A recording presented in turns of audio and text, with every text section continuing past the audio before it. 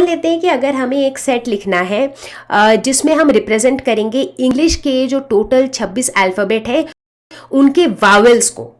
ठीक है, तो वावेल्स कौन कौन से होते हैं? ए, ई, आई, ओ, यू, ये 5 वावेल्स होते हैं। इनको कॉमा दे दे के लिख दिया और इसको ब्रेसेस के अंदर डाल दिया, एक कैपिटल लेटर से डिनोट किया सेट का नाम। तो इस तरीके से हम रिप्रेजेंट करते हैं रोस्टर फॉर्म में किसी भी सेट को। और जब हम रोस्टर फॉर्म में रिप्रेजेंटेशन की बात करते हैं तो यहाँ पे ऑर्डर कुछ मैटर नहीं करता है, एज इन हम ए ई आई ओ यू लिखें या फिर हम ई आई ओ ए यू लिखें या यू ई आई ओ ए लिखें, उससे कुछ फर्क नहीं पड़ता है। एलिमेंट्स को हम किसी भी ऑर्डर में लिख सकते हैं।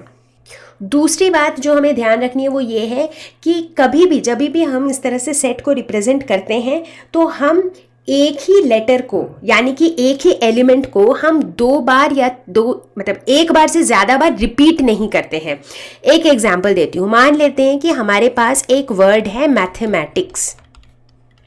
ठीक है, अब अगर मुझे एक सेट बनाना है सारे लेटर्स का जो इस वर्ड को बनाता है, तो इस वर्ड में कितने सारे लेटर्स हैं, जैसे एम, ए, टी, एच, ई, ऐसे ऐसे करके बहुत सारे लेटर्स से ये वर्ड बना है। तो अगर हमें उन सारे लेटर्स का एक सेट बनाना है तो कैसे बनाएंगे? ब्रैकेट्स के अंदर डालेंगे और सारे लेटर्स को कॉमा देख करके लिखेंगे एम, ए, टी, एच, ई, उसके बाद वापस से एम, तो एम रिपीट हो रहा है। लेकिन हम जब एलिमेंट्स लिखेंगे तो एम को रिपीट नहीं करवाएंगे, क्योंकि एक बार तो हमने लिख दिया है कि भाई एम जो है वो इस सेट का एलिमेंट है, तो दोबारा लिखने की ज़रूरत नहीं है। ए दोबारा रिपीट हो रहा है, ज़रूरत नहीं है। टी दोबारा रिपीट हो रहा है, ज़रूरत नहीं है। इसके बाद लिखेंगे सीधा आई, सी और एस। तो set of all the letters that form the word mathematics is this। तो यहाँ 2 बातें याद रखनी है। एक तो ये कि एलिमेंट्स का ऑर्डर मैटर नहीं करता है और हम किसी भी एलिमेंट को रिपीट नहीं करते हैं। अब जो दूसरा तरीका होता है रिप्रेजेंट करने का वो होता है सेट बिल्डर फॉर्म। इस मेथड में ये होता है कि all the elements of a set possess a single common property which is not possessed by any element outside the set. तो इस वाले तरीके में हम क्या करते हैं, हम सारे एलिमेंट्स को लिखते नहीं हैं। जैसे रोस्टर फॉर्म में तो हमने सारे एलिमेंट्स को कॉमा दे देकर लिखा है, यहाँ पे हम सारे एलिमेंट्स नहीं लिखेंगे। यहाँ हम क्या करेंगे, ये जो एलिमेंट्स हैं इनके कुछ एक ऐसी प्रॉपर्टी होगी जो उस सेट के सारे एलिमेंट्स के लिए ट्रू होगी और उन एलिमेंट्स के अलावा बाहर जितने भी एलिमेंट्स हैं उनके लिए वो ट्रू नहीं होगी। तो इस तरह के रिप्रेजेंटेशन में हम उस प्रॉपर्टी के बारे में मेंशन करते हैं। हम एग्जैक्टली एलिमेंट्स नहीं लिखते हैं, हम खाली वो प्रॉपर्टी के बारे में मेंशन करते हैं। एक एग्जाम्पल देती हूँ, जैसे कि हम फिर से यही एग्जाम्पल लेते हैं वावेल्स वाला। अब अल्फ़ाबेट के अंदर 26 अल्फ़ाबेट के अंदर सिर्फ 5 ही ऐसे लेटर्स हैं जो वावेल्स हैं, राइट। तो ये इनकी एक कॉमन प्रॉपर्टी है। तो बजाय कि हम ये इन 5 वावेल्स को अलग अलग से लिखें कॉमा दे देकर, हमारे पास एक ऑल्टरनेटिव तरीका ये है कि हम इसकी प्रॉपर्टी बताएंगे। हम बताएंगे कि ये जो वी सेट है इसके एलिमेंट है एक्स। एक्स एक वेरिएबल है जहाँ पे x is a Wavell in English alphabet.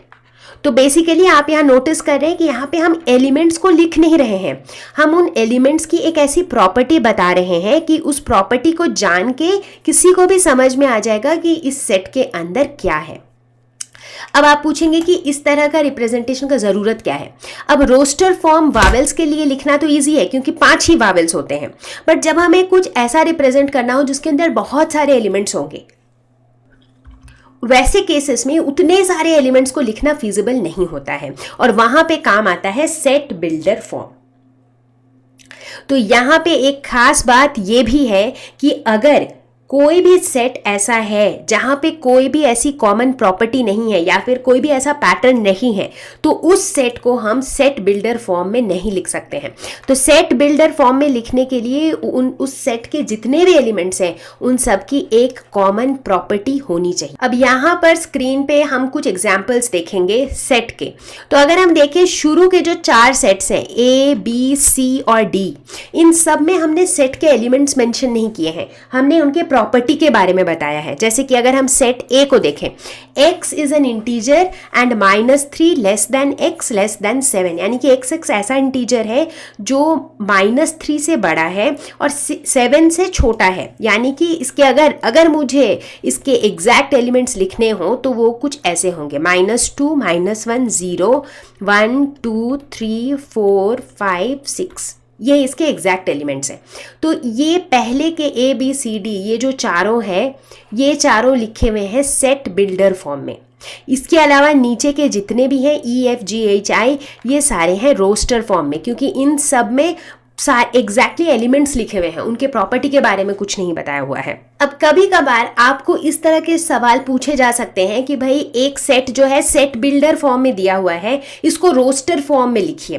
तो जैसे कि पहला सेट ए को जो दिया हुआ है वो सेट बिल्डर फॉर्म है और यहाँ जो हमने लिखा है वो रोस्टर फॉर्म है, राइट। उसी तरह एक दो और ट्राई करते हैं, जैसे बी सेट को ट्राई करते हैं, ये भी सेट बिल्डर में दिया हुआ है, इसका रोस्टर फॉर्म कैसा होगा, b is equal to x is a natural number less than 6, natural number शुरू होता है 1 से, तो ये लेस देन 6 होगा, तो ये इसके एलिमेंट्स हो जाएंगे 1 2 3 4 5। कुछ और ट्राई करते हैं, जैसे मान लेते हैं हम e को ट्राई करते हैं, ये जो है ये दिया हुआ है रोस्टर फॉर्म में, और अगर इसे हमें सेट बिल्डर फॉर्म में लिखना हो तो हम कैसे लिखेंगे, इसकी पहले प्रॉपर्टी ढूंढेंगे, कौन सी ऐसी प्रॉपर्टी है जो इन सब के लिए ट्रू है। तो अगर इसको आप नोटिस करें तो 3 1 3 3 2 6 3 3 9 3 4 12, ये सारे जो है 3 के मल्टीपल हैं, राइट। तो अगर हम ऐसा लिखें e is equal to x, जहाँ पे x is a multiple of 3, क्या इतना ही लिखना काफ़ी होगा? नहीं, क्योंकि अगर सिर्फ इतना लिखेंगे उसका मतलब है कि इसके अंदर तो बहुत सारे और भी नंबर्स आने चाहिए, बट यहाँ तो सिर्फ 4 नंबर्स हैं, राइट। तो यहाँ पे ये भी लिखना ज़रूरी है, such that x is less than 15 से कम जो सबसे बड़ा 3 का मल्टीपल होगा वो होगा 12। तो उस केस में ये 3 6 9 और 12 तक ही सीमित रहेगा। तो इस तरह से यहाँ हमने देखा कि ई जो है वो रोस्टर फॉर्म में दिया हुआ था और हमने उसको सेट बिल्डर फॉर्म में लिखा। एम्प्टी सेट, नाम से ही पता चल रहा है कि ये क्या है, एम्प्टी है, खाली है, सेट के अंदर कुछ है ही नहीं, तो ये एम्प्टी सेट है। अब एम्प्टी सेट के कई और नाम हैं, इसे नल सेट भी कहा जाता है और वॉइड सेट भी कहा जाता है। और इसको हम रिप्रेजेंट कैसे करते हैं, जैसे बाकी सेट को करते हैं, ब्रेसेस लगा देंगे बट अंदर खाली है, अंदर कुछ भी नहीं है, एग्जैक्टली।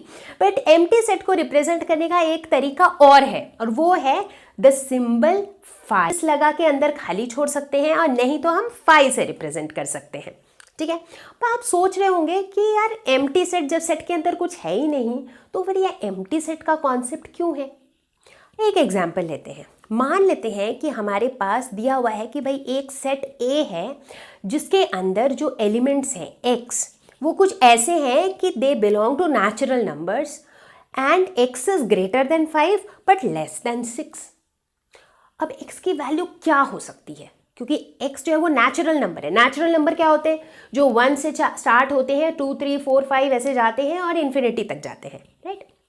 अब 5 से बड़ा नेचुरल नंबर लेकिन 6 से छोटा, बट 5 के बाद तो 6 के बीच में कोई नेचुरल नंबर तो नहीं होता है। तो इसका मतलब है कि इस तरह के x की वैल्यू पॉसिबल ही नहीं है। तो सेट A हमारा इस केस में हो जाता है नल सेट या फिर वॉइड सेट या फिर एम्प्टी सेट। यहाँ पर 3 सेट A B C दिए हुए हैं और हमें इनमें से नल सेट निकालना है। तो पहले वाले सेट का पहले इन सबको रोस्टर फॉर्म में निकालना पड़ेगा, तभी हमें पता चलेगा कि कौन कौन से एलिमेंट्स हैं। तो पहले में हम देखते हैं कि x belongs to natural number, ये एक नेचुरल नंबर है, such that x minus 1 into x minus 2 is equal to 0। तो इस इक्वेशन को अगर हम सॉल्व करें तो हमें पता चलेगा कि x की वैल्यू 1 हो सकती है, x की वैल्यू 2 हो सकती है। तो यानी कि जो a है, इस a के अंदर x के 2 ही वैल्यूज पॉसिबल है और वो है 1 और 2। तो ये एक ऐसा सेट है जिसके अंदर 2 एलिमेंट्स हैं, तो इसीलिए क्या ये नल सेट है? नहीं। बी सेट को देखते हैं।